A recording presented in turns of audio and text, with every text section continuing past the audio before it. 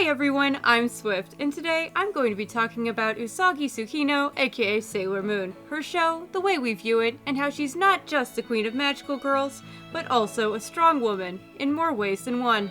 Sailor Moon is one of those anime that absolutely everyone has heard of and recognizes as important to anime history, but finding people who have actually seen it is surprisingly hard.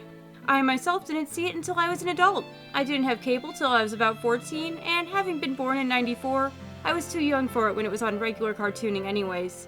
The truth is, Sailor Moon is more of an older millennial/Gen X show. Sailor Moon has a powerful legacy though, so powerful that through sheer nerd osmosis, I could identify all of the Sailor Scouts by name and knew lots about the show and its reputation. I'd seen clips making fun of the dub, I knew the Uranus-Neptune cousin debacle, I had seen countless pink-toned aesthetic screenshots with inspirational quotes on them. I even knew that a lot of the fashion in the show came from real-world runways. I knew Usagi was frequently lined up with Goku as one of the most important anime characters of all time, and yet I'd never seen a single episode.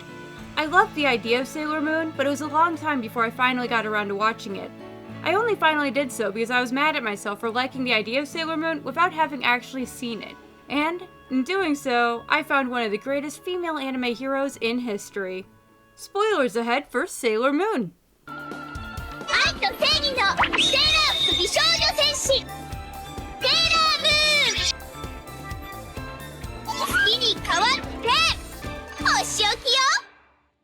It goes without saying that I loved Sailor Moon. It was everything I wanted it to be. It had awesome heroes, fun Monster of the Week shenanigans, romance, 90s fashion, and more. But I was also surprised. Some of my assumptions about the show were wrong or misguided. Having come from the understanding that Madoka was the dark deconstruction of Sailor Moon, I was under the impression that nothing truly bad would ever happen in the show. Ha! That season 1 finale would sure beg to differ. Madoka, I finally realized, was a return to form by mimicking the grim realities of magical girls as shown in Sailor Moon. If anything, Madoka was more of a deconstruction of the Pretty Cure series, where the harsher realities are generally glossed over in favor of fantasy fun. What this also meant was that all of the people who had said otherwise likely hadn't actually seen Sailor Moon since they were kids. Or at all. Because we nerds have a really annoying habit of touting something as the greatest thing of all time without having ever actually seen it, just because some guy on the internet said it's good. But there's more to it than that. Because I also realized that part of the reason I dragged my feet on watching Sailor Moon was because very few of the predominantly male anime experts online had ever recommended it, or any other magical girl shows. And that sat weirdly with me. You'd see Sailor Moon's contemporaries, Dragon Ball Z, Hunter x Hunter, and Yu Yu Hakusho recommended to people getting into classic anime. But more often than not, Sailor Moon and all of the other magical girls wouldn't be mentioned. One of the awkward things about anime is that it is very prone to having a male mouthpiece, and so anime aimed specifically at women will frequently be overlooked. They will frequently be posed as more kiddie than their male contemporaries, or just for whatever reason, uncool. This leads to a lot of them, even the ones that are wildly popular among women, going unrecommended. The ones that do something special, like Sailor Moon, will certainly be noted on a list as important, but it'll be clear that that's out of obligation rather than true interest. Now, I don't fault guys for not wanting to watch shows about sparkly pink girls doing sparkly pink things, but at the same time, it is pretty wild that many male anime fans clearly expect me to watch all of Dragon Ball Z and its abridged series before they'll even watch one episode of Sailor Moon, which, for the record, I have seen them, they are good. But still, a little bit ago there was some nerd rage when it was discovered by certain male anime fans that Sailor Moon would decimate Goku in a fight. To watchers of Sailor Moon, it really wasn't that surprising. I mean, her tiara vaporizes people. But that's the funny thing. A lot of female anime fans already knew this, because we're expected to watch both shows. But a lot of male anime fans hadn't seen Sailor Moon.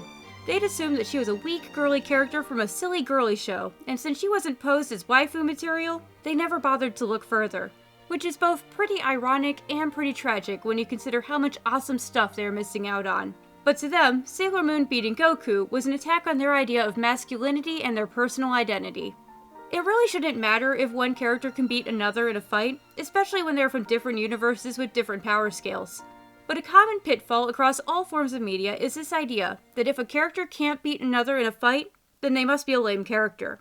This results in those endless Goku versus Superman or Death Battle style discourses. The power level of your favorite character ends up becoming a very personal thing. The viewer, typically male in this instance, self-identifies strongly with his chosen character. To find out that his character is in some way worse than another hurts. But there's a second layer to it. Goku vs. Superman isn't just about two different black-haired space aliens who were raised on Earth duking it out. It's also about anime versus comics, East versus West. It's one of the oldest nerd fights since the rise of otaku culture in America, because both sources have big damn heroes and big dedicated fans. In the end, it's about a lot more than just figuring out what Superman's power levels would be and if Goku would need kryptonite. Which is where Goku vs. Sailor Moon is also about something else. It's about male versus female. It's about real anime beating kiddie, girly anime. It's about a gross misunderstanding of magical girls as a genre and the need to see it as lesser.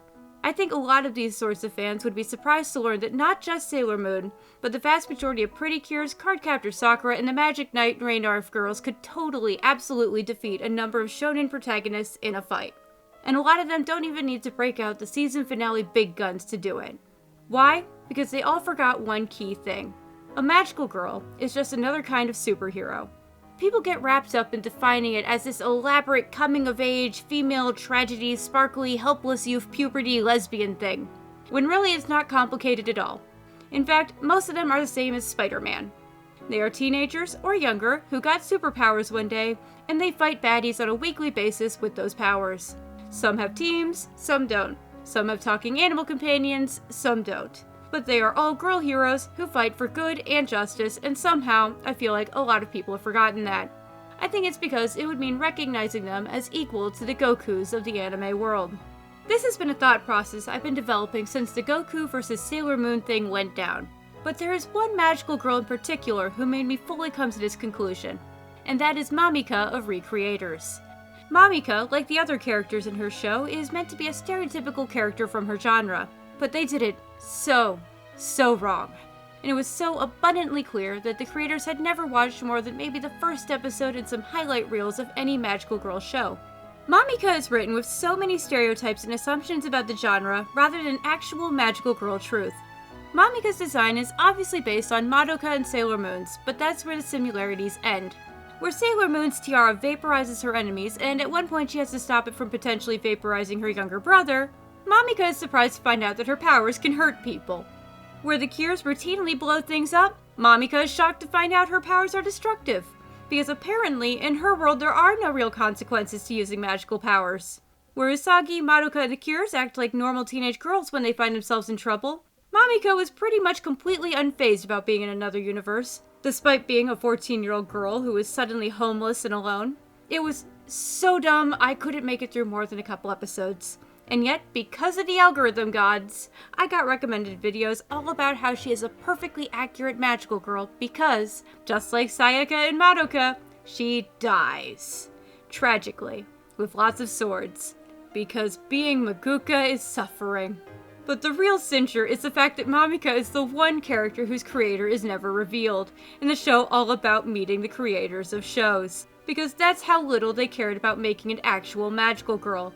Mamika was there out of obligation, not because of an actual respect for magical girls. There is so much more to being a magical girl than just being a sad, pathetic little girl who dies young, and understanding that is the key to understanding Usagi.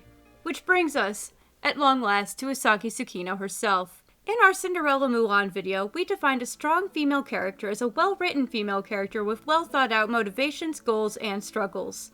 We aren't concerned with whether or not she is the physically strongest character. We care about if she has agency and if she grows and develops throughout her narrative. And Usagi does just that throughout the entirety of her series.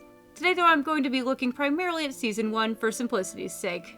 One of the most remarkable things about Usagi is her relatability. She is a truly normal teenage girl. She struggles with schoolwork, she likes playing video games, she's interested in boys and fashion. She'll jump at a chance to be center stage, but isn't especially talented in any one way or another. But she doesn't fall into the so relatable girl fallacy, because unlike characters who are written to allow a viewer to insert themselves into their shoes, Usagi is very much her own character. She also isn't cringily quirky. The first thing anyone will notice about Usagi is that she's a crybaby. She cries at the slightest inconvenience, because she's hungry, because she has to do homework, because her feet hurt, truly anything. And yet, this does not make her a weak character. I'm sure there are many who would write her off after her pathetic first fight in episode 1. But Usagi's tears serve to humanize her, and to make the moments where she doesn't cry all the more poignant.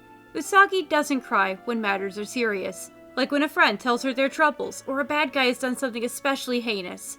Simply put, if Usagi isn't crying, you know the situation is real. And if she is crying, deep down she knows it's silly, but she wants to complain. As a serial whiner, I relate to that deeply.